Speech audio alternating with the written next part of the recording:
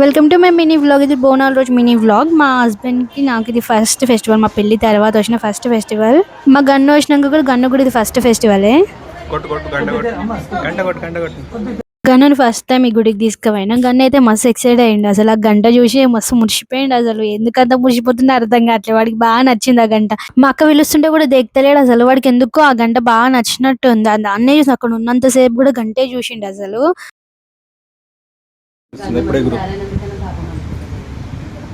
gun చూడు సగం అవ్వ అక్కడ ఉండి సగం చెడ్డ వేసుకొని వచ్చి గుట్టలో పంపిణీ వాడు బాక్స్ లాగో అలా